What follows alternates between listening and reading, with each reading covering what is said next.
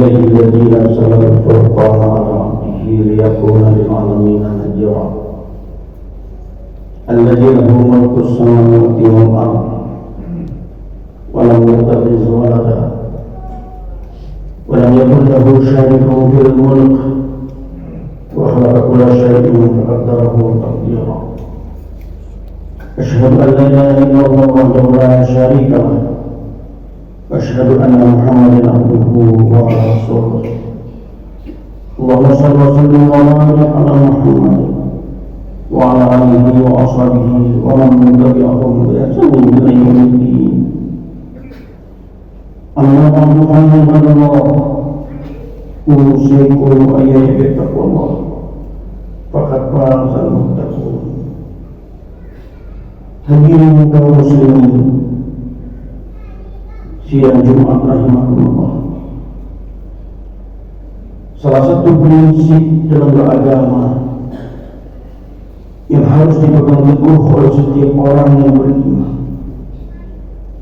adalah prinsip memegang teguh amanah. Karena amanah wajib dipertanggungjawabkan, tidak saja kepada sesama manusia, tapi pertanggungjawaban yang lebih berat, pertanggungjawaban di hadapan Allah Subhanahu wa Ta'ala. Kata amanah sama artinya dengan kata iman, artinya dapat dipercaya. Orang yang amanah artinya orang yang dapat dipercaya. Memang sifat-sifat amanah lahir dari kekuatan iman seseorang. Bila imannya lemah, maka lemah pula ia mengandung beramanah. Sebaliknya, bila iman seseorang kuat, maka akan kuat pula ia mengandung beramanah. Antara keduanya, iman dan amanah, karena berasal dari satu akar kata yang sama, ia tidak bisa dipisahkan, saling terkait, sangat berpindah satu dengan yang lainnya. Rasulullah SAW pernah bersabda, la imana liman amanata lahu wa la dina liman adalah. Tidak sempurna iman seseorang yang tidak amanah, dan tidak sempurna agama seseorang yang tidak memenuhi janji. Jadi dalam hal ini, bila amanah dan janji itu diingkari, diabaikan, ini berarti tanda 2 dari 3 orang-orang munafik. Karena itu maka kita hidup ini diberi tugas, dan apapun tugas yang diberikan kepada kita, hakikatnya adalah amanah dari Allah Subhanahu wa Ta'ala. Tidakkah kita ini sebagai khalifah fil ardh, dimanapun posisi kita, baik sebagai pemimpin masyarakat, pemimpin umat, maupun pemimpin formal bangsa, semuanya wajib dipertanggungjawabkan, tidak saja kepada sesama manusia, tapi yang berat pertanggungjawaban di akhirat kelak. Begitu besarnya tanggung jawab amanah ini, dan begitu beratnya amanah ini, sehingga banyak makhluk-makhluk Allah yang besar sekalipun, seperti bumi, langit, enggan menerima amanah. Namun akhirnya amanah itu diterima juga oleh manusia, karena merasa ego manusia itu. Di dalam Al-Quran diterangkan, inna Allah amanata ala samawati wal ardh wajibal ba'ala fa'ayahminaha wa astagna minha wa amal al-insan innahu kana zaluman jahula. Sesungguhnya kami telah menawarkan amanah itu kepada bumi, kepada langit, dan kami tawarkan amanah itu kepada gunung-gunung. Namun semua itu menolak amanah itu karena takut akan mengkhianati akan amanah itu. Lalu diterimalah amanah itu oleh manusia. Innahu kana zaluman jahula. Sesungguhnya manusia itu amat zalim lagi amat bodoh. Al-Quran surah Al-Ahzab ayat 72. Hadirin kaum muslimin sidang Jumat rahimakumullah. Salah satu bentuk amanah yang akhir-akhir ini dikejar-kejar orang, dicari-cari orang, dan bahkan dipertentangkan orang adalah amanah jabatan, amanah kedudukan, baik itu di birokrasi, di eksekutif maupun legislatif, mulai dari kepala desa, hari ini menjadi barang rebutan. Padahal jabatan dan kedudukan seperti itu akhir-akhir ini juga sering disalahgunakan. Sesungguhnya segala macam bentuk penyalahgunaan jabatan termasuk perbuatan tercela yang melanggar amanah.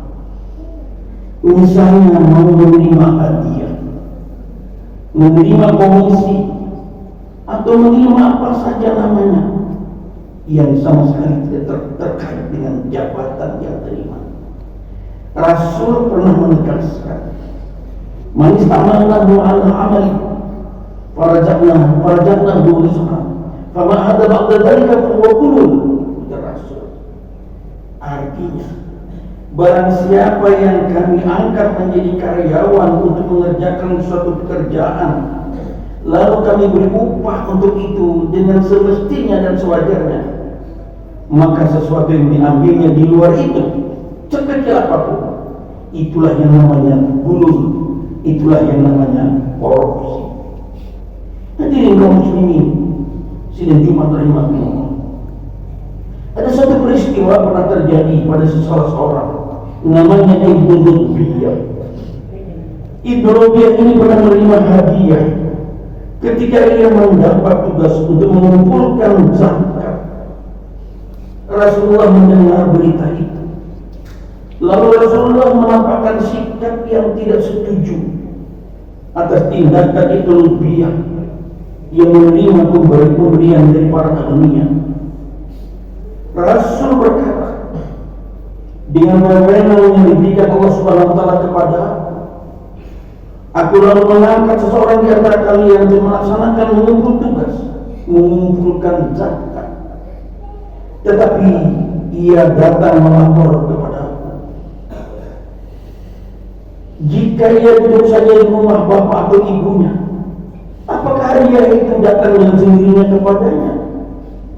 Kalau barang itu memang sebagai hadiah, demi Allah kata Rasul, seseorang tidak akan mengambil sesuatu yang bukan haknya, melainkan nanti pada saat dia menghadap Allah pada hari kiamat nanti, dia membawa beban yang amat berat dari barang itu.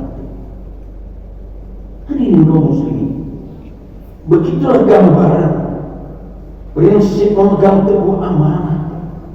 Ia akan nanti dipertanggungjawabkan di hadapan Allah Subhanahu wa taala, sekecil apapun amanah itu. Sungguhlah kalau kita mau membicarakan tentang pemimpin yang amanah, tentulah kita teringat akan seorang figur yang namanya Umar bin Abdul Aziz. Dia adalah khalifah yang terkenal dalam memegang teguh amanah karena keadilan dan kejujuran dan kesederhanaannya dalam memimpin. Meski masa pemerintahannya tidak sampai berlangsung 3 tahun, kurang lebih 2 tahun 7 bulan, sejak tahun 716 sampai 719 Masehi. Namun dia berhasil mendatangkan kemakmuran di seluruh wilayah kekuasaan Islam dan berhasil menuntaskan kemiskinan. Kajian-kajian penelitian menyimpulkan bahwa salah satu keberhasilan kepemimpinan Umar bin Abdul Aziz adalah karena sikapnya yang tegas. Sikapnya yang tegas dalam membedakan ini urusan keluarga dan ini urusan negara. Dia secara bijaksana menegakkan hukum dengan seadil-adilnya kepada siapa saja. Dalam menegakkan hukum, Umar membentuk lembaga peradilan yang mandiri yang tidak dipengaruhi oleh siapa saja, yang diberi nama Al-Hisbah wal Mawazin. Lembaga inilah yang bertugas untuk memeriksa dan menghitung harta-harta kekayaan pejabat terdahulu. Kalau ada yang tidak benar, segera dikembalikan kepada lembaga Baitul Mal. Lembaga ini juga bertugas meneliti siapa-siapa orang yang pernah dizalimi dan mendapat perlakuan yang tidak adil dari penguasa sebelumnya. Maka lembaga ini setelah mendapatkan beberapa temuan melaporkan kepada umat, maka semua harta dan kekayaan yang diperoleh para pejabat pendahulu segera diserahkan kepada negara. Adapun harta masyarakat yang pernah dirampas harus segera dikembalikan kepada pemiliknya, meski kepada ahli warisnya sekalipun. Termasuk diantaranya kebun fana milik ahli bait Rasulullah yang pernah dirampas. Tanpa orang-orang Yahudi yang pernah dirampas menjadikan istana dan rumah ibadah segera dikembalikan. Atas nama negara, Umar bin Abdul Aziz mengembalikan dan mengganti rugi hak masyarakat yang pernah diperlakukan secara tidak adil. Umar berkata, wahai keluarga, semua kekuasaan sudah dapat kita kembalikan. Semuanya sudah kita lakukan. Segalanya sudah kita peroleh. Kekuasaan sudah berhasil kita kendalikan. Tapi ada yang belum kita peroleh, yaitu kecintaan masyarakat dan kasih sayang Allah Subhanahu wa ta'ala. Aku takut kalau nanti di akhirat kehidupan kita yang mewah di dunia ini akan berakhir dari neraka karena banyak harta yang kita peroleh dengan cara yang tidak jelas dari mana sumbernya. Wahai keluargaku, agar kita semua selamat dunia dan akhirat, marilah kita serahkan harta yang dilakukan, kita serahkan kepada rakyat. Di tengah imbauan Umar, anggota keluarga yang masih bingung, Khalifah Umar lalu memanggil istrinya yang bernama Fatimah. Umar menyampaikan bahwa kalung yang berlilit di leher istrinya itu dulu hadiah dari ayahanda Khalifah Abdul Malik. Umar ragu, Umar takut, jangan-jangan masih bergantung di leher istrinya itu didapat dengan cara-cara yang tidak wajar. Karena itu Umar meminta istrinya Fatimah segera membukanya dan menyerahkannya kepada Baitul Mal. Demikianlah sikap hidup seorang pemimpin yang memegang teguh amanah sampai anak-anaknya begitu mau berbicara masuk ke dalam kamar, Umar mematikan lampu. Umar menjelaskan kepada anaknya, tahukah kamu kenapa lampu ini segera ayah padamkan? Ayah tadi bekerja, lampu ini adalah minyaknya berasal dari minyak negara. Kalau urusan keluarga, kita harus lepaskan, harus pisahkan mana urusan keluarga dan mana urusan pribadi. Marilah dalam hidup ini kita memegang teguh amanah, memelihara amanah, termasuk tugas berat yang harus kita jalankan, baik sebagai pribadi, sebagai anggota masyarakat, sebagai pejabat, dan lebih sebagai pejabat negara yang setiap saat berada di dalam pemeliharaan amanah. Untuk itulah kita perlu mempelajari kisah teladan para nabi, para pemimpin, para khalifah terdahulu yang dengan teguh memegang teguh amanah. Dengan demikian gerakan untuk memelihara amanah hendaknya ada pada setiap orang. Semoga kita semua dapat memikul amanah yang dibebankan kepada kita masing-masing, betapapun amanah itu kecilnya. Barakallahu fiikum wa taqabbal. Wa nafa'ani wa iyyakum bima fihi min al-ayati wa zikril hakim. Wa taqabbal minni wa minkum tilawatahu innahu sami'un alim. Alhamdulillah alladzi hadana li hadha wa ma kunna linahtadiya lawla an hadana Allah. Asyhadu an la ilaha illallah wahdahu la syarika lah wa asyhadu anna Muhammadan abduhu wa rasuluh. Allahumma shalli wa sallim wa barik ala Muhammad wa ala alihi wa ashabihi wa man tabi'ahum bi ihsan ila yaumiddin. Amma ba'du fa ya Allah, usikum wa iyyakum bittaqwallah faqad fazal muttaqun. Allahumma fil mu'minina wal mu'minat wal muslimina wal muslimat al ahya'i minhum wal amwat innaka sami'un qaribun mujibud da'wat wa yaqdi al-hajat. Allahumma rabbana zalamna anfusana wa illam taghfir lana wa tarhamna lanakunanna minal khasirin. Rabbana ighfir bainana wa bain qaumina bil haqq wa anta khairul faatihin. Rabbana hab lana min azwajina wa dhurriyyatina qurrata a'yun waj'alna lil muttaqina imama. Rabbana ighfir lana wa li ikhwanina alladziina sabaquna bil iman wa la taj'al fi qulubina ghillan lil ladziina aamanu rabbana innaka ra'ufur rahim. Rabbana atina fid dunya hasanah wa fil akhirati hasanah wa qina adzabannar.